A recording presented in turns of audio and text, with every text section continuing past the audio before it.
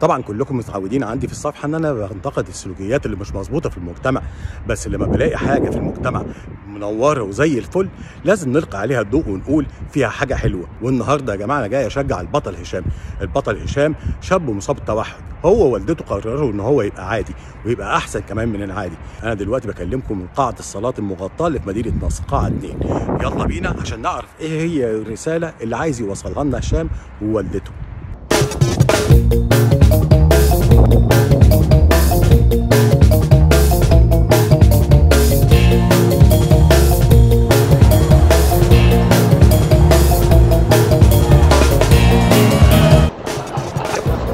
بالتوفيق ان شاء الله.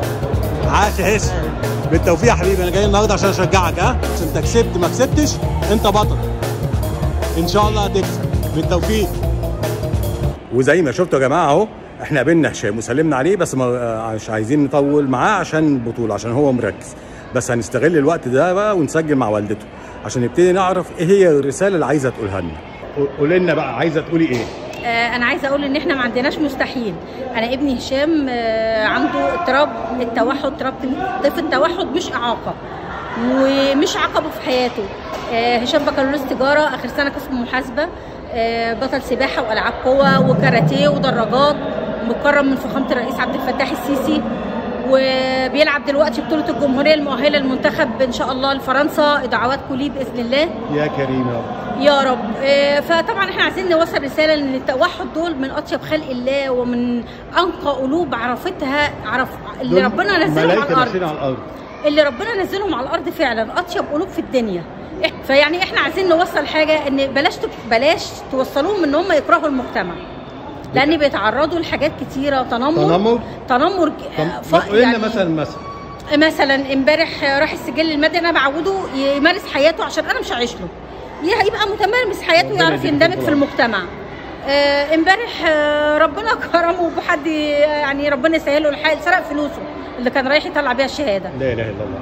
فوقف على جنب، بيقولوا له انت واقف ليه؟ قال لهم انا عايز الفلوس عشان اطلع الشهاده. يوم واحد انا معاك التليفون، لان انا بقول له افتح التليفون عشان ابقى معاك خطوه بخطوه واشوفك انت بتعمل ايه. وانا على التليفون سمعت واحد بيقول له العبط مكانهم مش هنا، روح اشحت عند الجامع. بجد اسف على اليوم اللي انا قضيته امبارح. كل الناس يتعاملوا عين اخوه. يعني عايز تقول للناس بلاش تنمر؟ عشان التنمر صح. دي حاجه يدافع عن دماغي. اكيد في حياته قابل مواقف زي كده كتير. مع الاسف في ناس في وسطينا مش عندهم قلب رحيم وما عندهمش عقل منور. ودكاتره الجامعه مع الاسف هي ملهاش علاقه بالثقافه او مع الاسف الشديد، هي ليها علاقه بالتربيه والسلوك الانساني مع الاسف الشديد، وخلى المدرج كله يضحك عليه.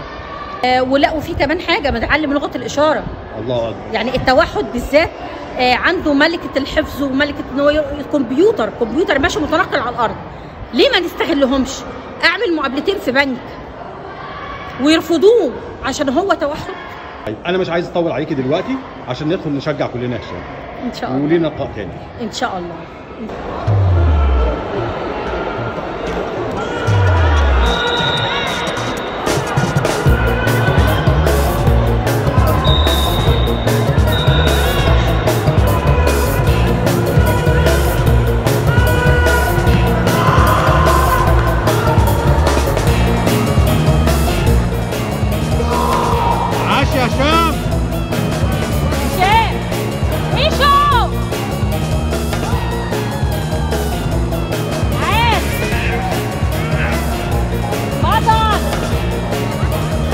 ألف مبروك يا بطل. الله يبارك فيك. وعقبال اللي جاي تاني أحسن إن شاء الله. ربنا يخليك يا أحمد. إن شاء الله حبيبي يا هيتش.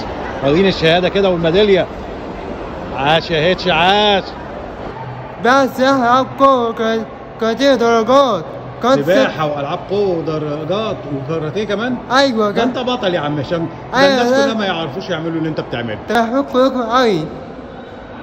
مفيش حد يزعل مننا. ما حدش بيزعل منك يا حبيبي، ده احنا اللي بنزعل من الناس اللي بتزعل. عايزين نحب بعض، وانتوا الزعل اللي انتوا بتزعلوا فيا كده ما ينفعش. ايوه الخلاصه عايزين نحب بعض. عايزين نحب بعض يا جماعه. ما ينفعش انتوا تعملوا معايا كده. كنت بسجل مع ماما، عرفت انك انت كمان واخد لغه الاشاره. تعرف تقول للناس بحبكم بلغه الاشاره؟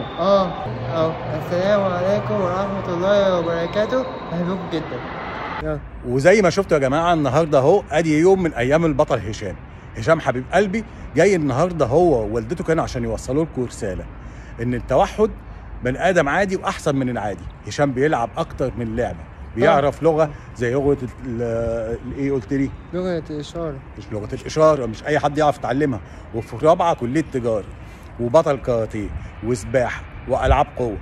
وبيزعل قوي يا جماعه من اللي بيتنمر بيه، عشان هشام حبيبي ما بيزعلش من حد. بنحبكم قوي. بنحبكم. فعلوا معايا الحمله، خلي بالك من افعالك، المتوحد واحد من عيالك. حبيبي يا هتش. ربنا يخليك.